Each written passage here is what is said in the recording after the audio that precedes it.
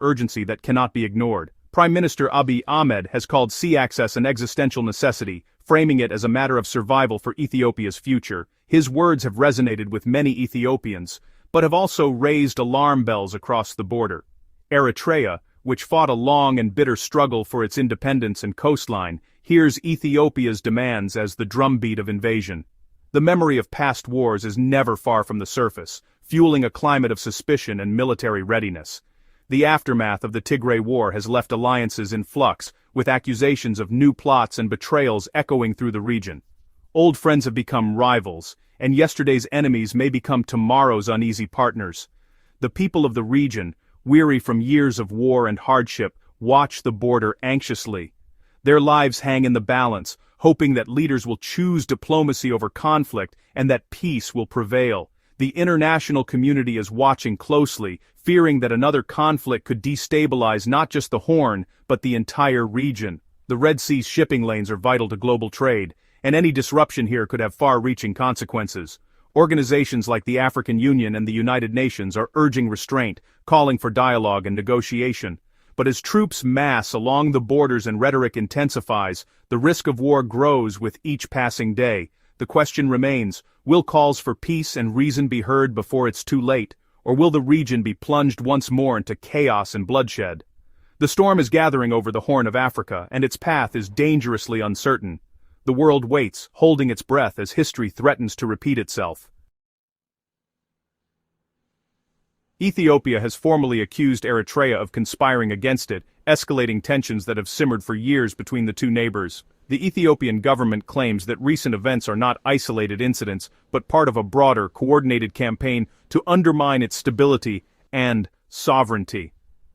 In October 2025, Ethiopia sent a detailed letter to the United Nations, outlining its concerns and urging the international community to take notice.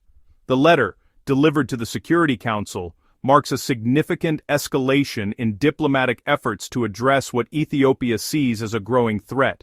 The core of Ethiopia's accusation is the existence of the so-called Simdo Alliance, a shadowy coalition between Eritrea and a hardline faction of the TPLF. According to Ethiopian officials, this alliance is actively plotting to destabilize the country, coordinating attacks and spreading unrest along the volatile Horn of Africa border. Addis Ababa alleges that Eritrea is not only providing financial support, but also strategic direction to armed groups like the Fano militia.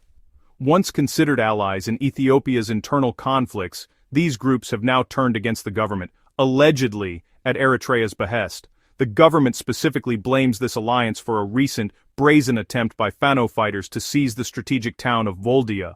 Officials claim the operation was carried out with direct support from TPLF elements, further fueling suspicions of a coordinated campaign. For Ethiopia, these developments represent a direct and immediate threat to national security. The government has responded by placing its military and security forces on high alert, viewing the situation as far more than mere political maneuvering.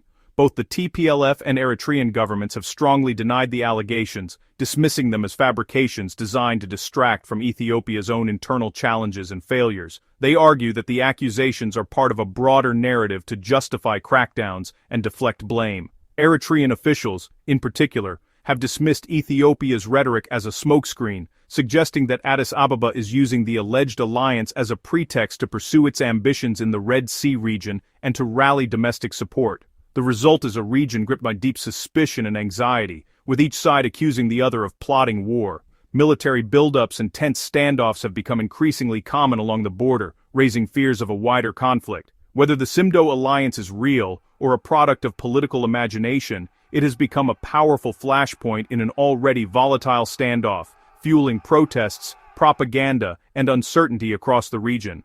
As the world watches, the stakes for peace or renewed conflict in the Horn of Africa have never been higher, and the outcome remains dangerously uncertain.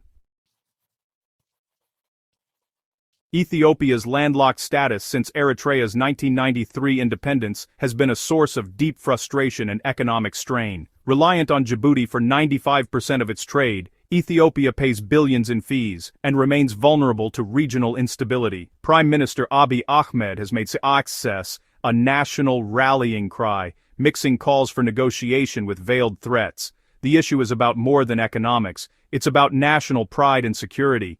Ethiopia's government insists a port is essential for the country's future, arguing the current situation is unjust. While officially seeking a peaceful solution, Ethiopia's aggressive tone has alarmed the region. The burden of being landlocked has become too heavy, and the government seems determined to change its fate. The quest for the sea is now a defining issue for Ethiopia's future. The region braces for what comes next. For Eritrea, Ethiopia's demands for sea access sound like a declaration of war, a direct threat to the nation's hard-fought independence and territorial integrity. The very idea of opening up the coastline to another country, especially one with whom relations have been so fraught, is deeply unsettling for Eritreans.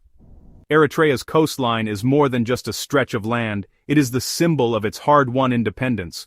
The port of Assab, located at the southern tip, stands as a proud marker of Eritrean sovereignty and national identity, fiercely protected by its people and government.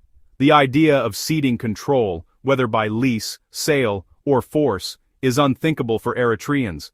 For many, even discussing such options is seen as a betrayal of those who sacrificed for independence. President Isaias Afwerki's government, built on the principle of self-reliance, views any concession as a fundamental betrayal of the nation's core values. The leadership insists that Eritrea must stand alone, no matter the pressure. Eritrean officials dismiss Ethiopia's campaign as provocative, accusing it of harboring imperialist ambitions and seeking to undermine Eritrean sovereignty. They warn that any attempt to force the issue will be met with fierce resistance. The memory of the 1998-2000 border war, which left tens of thousands dead and countless families shattered, still haunts both nations. The scars of the conflict remain fresh, shaping every decision and fueling deep suspicion. Temporary alliances during the Tigray War did little to erase the deep mistrust that lingers between the two countries. Old wounds and unresolved grievances continue to cast a long shadow over any negotiations. Eritrea views Ethiopia's military buildup along the border as undeniable proof of expansionist intent, fueling fears that history could repeat itself. For Eritrea, defending Assab is defending the nation itself, a red line that will not be crossed under any circumstances. The port is seen as the heart of Eritrean sovereignty. The standoff over Assab is about more than territory. It is a struggle for sovereignty, survival, and the right to determine one's own destiny, shaped by the scars of a turbulent history. The stakes could not be higher, as both nations stand firm, knowing that the outcome will shape the future of the Horn of Africa. Tigray, straddling the Ethiopia-Eritrea border, is now a critical piece of this tense puzzle. After the Tigray War, families began crossing the border, symbolizing hope and a grassroots desire for peace. The TPLF frames this as progress, but Addis Ababa sees it as a security threat and a channel for arms and fighters. The Ethiopian government fears Eritrea is using the open border to support hostile factions in Tigray. What some see as a bridge for peace, others see as a path to war. The border's reopening has become a source of deep mistrust and strategic anxiety. Every family reunion is viewed through a lens of suspicion. The situation in Tigray adds another layer of complexity to the Red Sea standoff. In the Horn of Africa, even hope is politicized. The rhetoric between Ethiopia and Eritrea is now matched by military action. Both sides have increased troop deployments, dug new trenches, and reactivated old bases along the border. For border communities, the buildup is terrifying. Memories of past wars are fresh. Daily life is paralyzed by fear. Families prepare to flee, and the local economy grinds to a halt. Despite official denials, the scale of mobilization signals real preparation for conflict. The psychological toll is immense, as people wait for a war no one admits is coming. Governments claim the moves are defensive, but few believe it. The signs of war are unmistakable to those who have lived through it before. Border residents are caught in the middle, hoping for diplomacy, but bracing for disaster. The region stands on a knife's edge.